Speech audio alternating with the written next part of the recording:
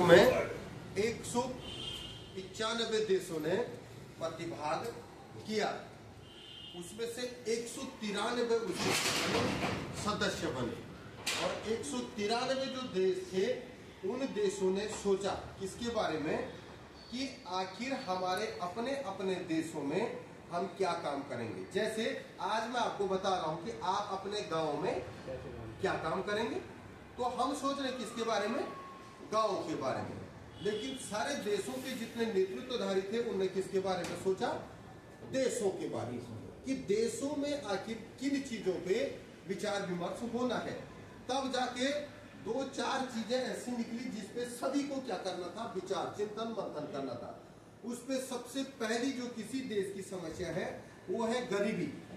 पहली समस्या क्या थी, गरीबी।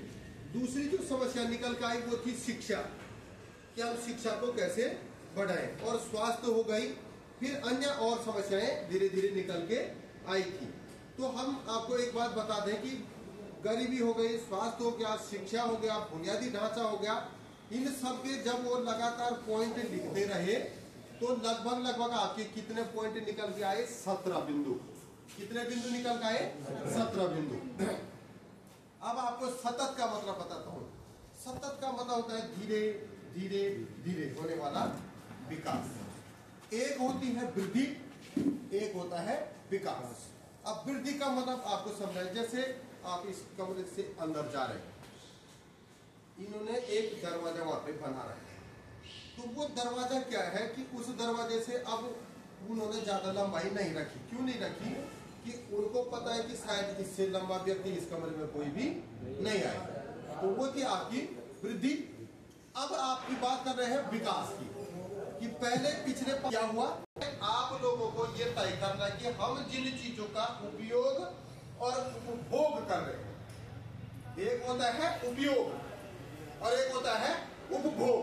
उपभोग के बाद कोई चीजें बचती नहीं, उपयोग के बाद बच सकती। जैसे मैंने फोन चलाया, हमारे बच्चे उस फोन को चला सकते हैं, वो हुआ उपयोग।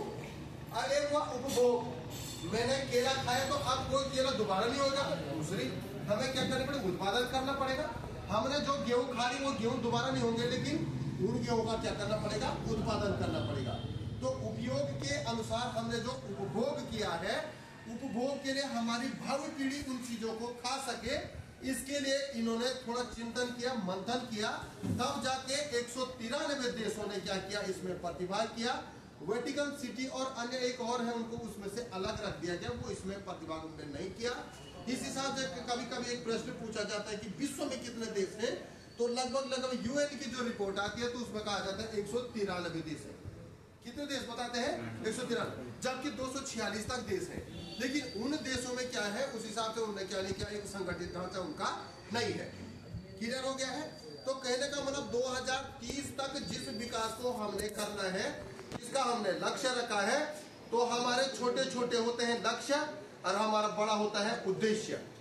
उद्देश्य क्या होता है, बड़ा। जैसे 1 पास किया, 2 पास किया, 3 पास किया, 4 पास किया, ये पढ़ाई क्या है, हमारे छोटे छोटे लक्ष्य है। और जब हमने नौकरी प्राप्त करनी तो वो हमारा क्या है, उद्देश्य है। तो हमने उस उद्देश्य को कायम करना है। तो जो 230 तक हमने रखा गया है, तो 230 का मुख्य ये था कि जब आप लोगों का कार्यकाल लगभग समाप्त हो रहा होगा। कब होगा आपका कार्यकाल समाप्त, 2030 में, 25 ये लगभग 25 और 5 30 होगा। तो 2030 में जब आपका कार्यकाल होगा, तब तक क्या होगा, हम सतत विकास के लक्ष्यों पे काम कर चुके होंगे। तब तक हम क्या करेंगे, इन बिंदुओं पे चर्चा कर चुके होंगे। इसमें जो 17 बिंदु हैं, इन 17 बिंदुओं को उन्होंने LSDG में बदल दिया।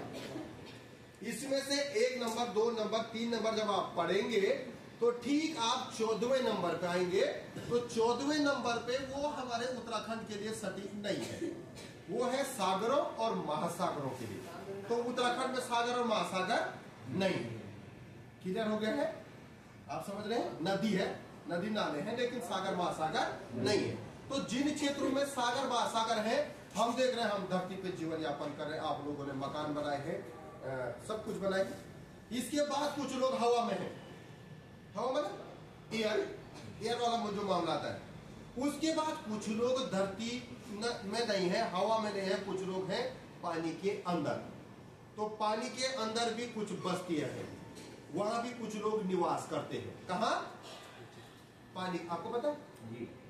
पानी के अंदर भी कुछ लोग रहते हैं, वहां उन्होंने अपना खाना पीना रहना आना जाना सब उनका है। वो क्यों रहते हैं?